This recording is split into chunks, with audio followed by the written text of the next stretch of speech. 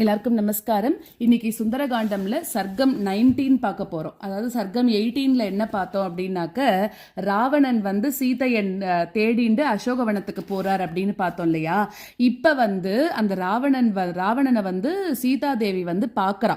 எப்படி பார்க்கறா அப்படின்னா, அந்த இடத்துல ரொம்ப தூயவளா இருக்கக்கூடியவளும் உயர்ந்த பெண்மணியுமா இருக்கக்கூடிய அந்த சீதா நிறைய அணிகலன்களால் அலங்கரிக்கப்பட்ட அந்த அரக்கர் குலத்துக்கு தலைவனா இருக்க கூடிய ராவணன் அவனை பார்க்கறா.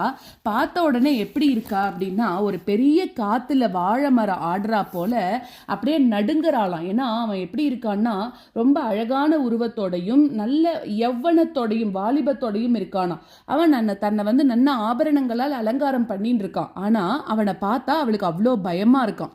அப்போ பெரிய கண்களோட இருக்கக்கூடியவளும் உயர்ந்த குலத்துல பிறந்தவளுமா இருக்கக்கூடிய சீதை தொடைகளால தன்னோட வயத்தையும் கையால மார்பகங்கள் எல்லாத்தையும் மறைச்சுண்டு அப்படியே அழுதுண்டே ஒரு இடத்துல உட்காந்துட்டே இருக்கா அப்படிங்கிறா. அடுத்தது நிறைய அரக்கிகளால நிறைய பேர் அரக்கிகள் இவளை கைட் பண்ணிண்டே, அதாவது கைடுன்னு சொல்றதை விட காவல் காத்துட்டே இருக்கா இல்லையா.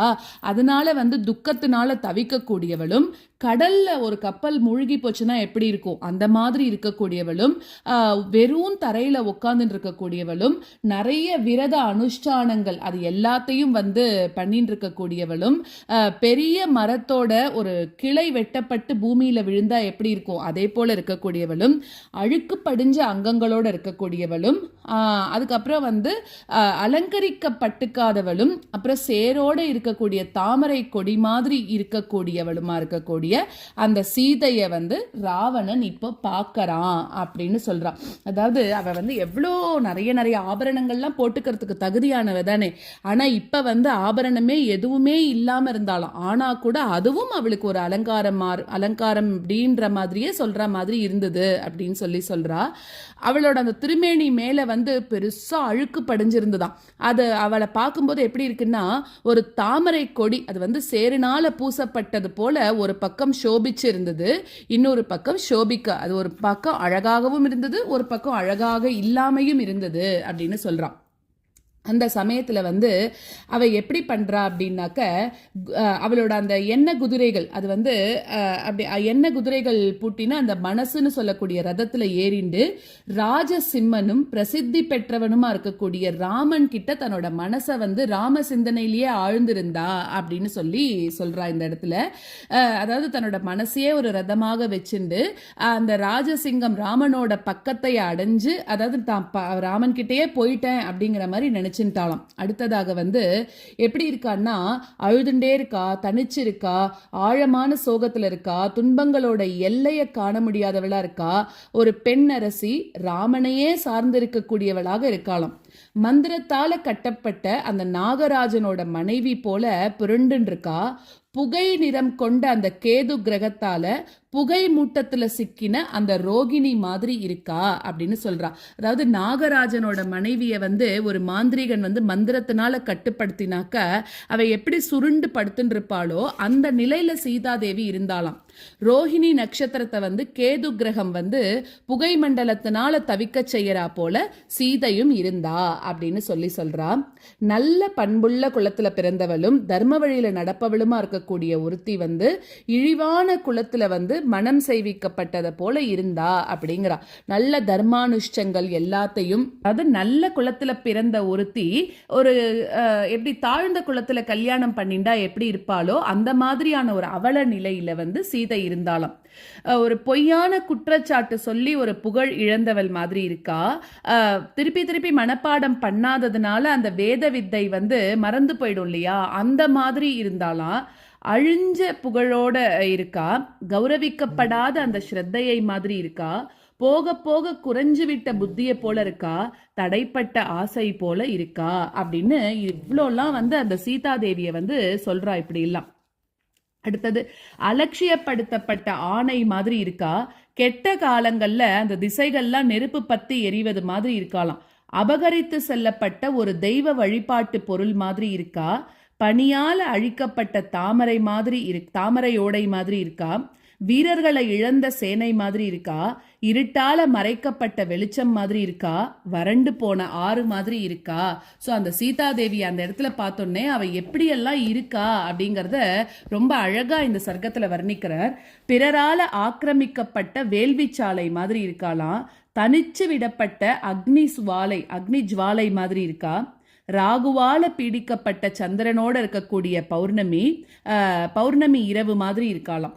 யானையால அந்த தாமரை தண்டு, மலர், அச்சமடைந்த நீர்ப்பறவைகள் இதெல்லாம் தூக்கி எறியப்பட்டு அதாவது குழப்பப்பட்ட அந்த கலங்கின தாமரை ஓடை மாதிரி இருக்கா அப்படின்னு சொல்றா. அதாவது ஒரு தாமரை பொய்கை வந்து பாழாக போனது மாதிரியும், வீரர்கள் அழிஞ்சு போன அந்த சைன்யத்தை போலவும், வெளிச்சம் இருட்டுனால மறைக்கப்பட்டது மாதிரியும் இருக்கா அப்படின்னு சொல்றா. இன்னொன்று ஒரு எக்ஸாம்பிள் எப்படின்னா, ஒரு அழகான தாமரை பொய்கை இருக்கு, அதுல ஒரு சமயத்துல வந்து இலைகள், தாமரைகள் இது எல்லாமே பிடுங்கப்பட்டு எரியப்பட்டிருத்தான். ஸோ அங்க இருந்த பறவை எப்படி பயமூர்த்தி அந்த இடத்துல இருந்து விரட்டப்பட்டுதான். ஸோ அந்த மாதிரி யானைகளோட துதிக்கைகள்னால அதுல இருந்த புஷ்பங்கள், கொடிகள் எல்லாமே பிடுங்கி எரியப்பட்டுதான்.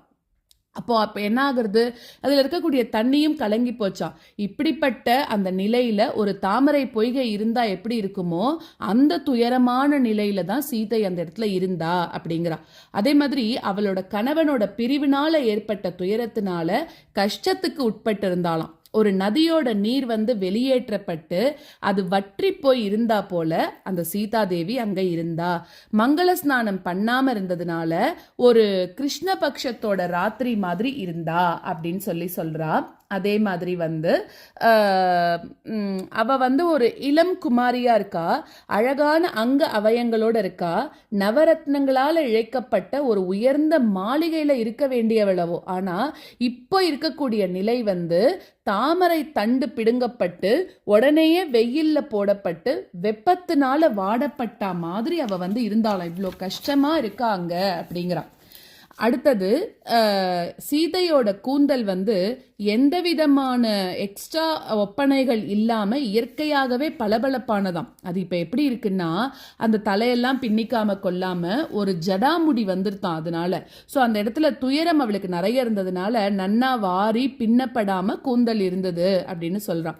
அதை பார்க்கும்போது சரத்காலம் வந்த உடனே வரிசையான காடுகள் அதெல்லாம் வந்து கருகி போய் எப்படி வந்து இந்த பூமியை வந்து அழகில்லாம ஆக்குமோ அத மாதிரி சீதையோட கூந்தலும் சோபை இல்லாமல் இருந்தது.